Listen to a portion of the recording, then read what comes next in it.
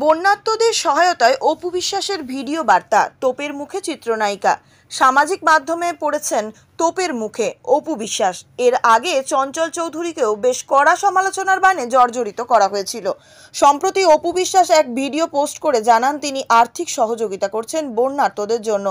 Video বার্তা post দিয়ে অপু তার ভেরিফাইড ফেসবুক পেজে লিখেছেন, দেশে আকস্মিক বন্যার অসহায় হয়ে পড়া মানুষের জন্য আমার পক্ষ থেকে ছোট্ট একটু উপহার।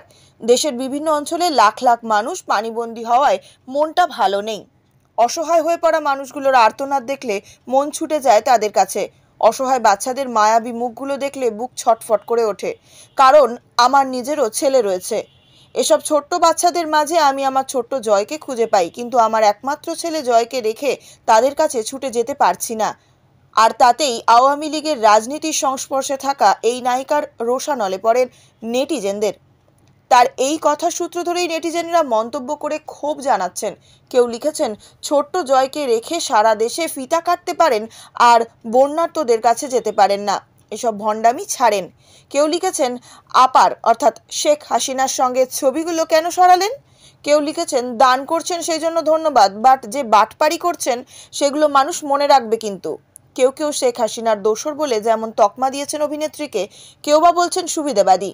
এছাড়া অপুর এই পোস্টে শত শত কমেন্ট পড়েছে, যার অধিকাংশই নেতিবাচক।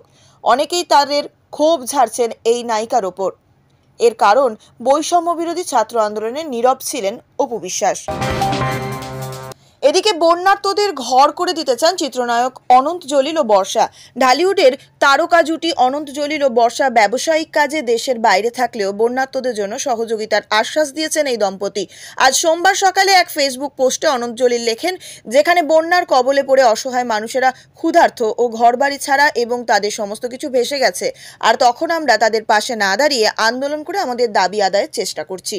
এটা কোনো বিবেকবান মানুষের কাছে গ্রহণযোগ্য নয়। আসুন আমরা সবাই মিলে কিছু ভুল শুধরে নিয়ে সবকিছু ভুলে গিয়ে অসহায় মানুষদের পাশে দাঁড়িয়ে মানুষ হিসেবে নিজেদের পরিচয় দিই।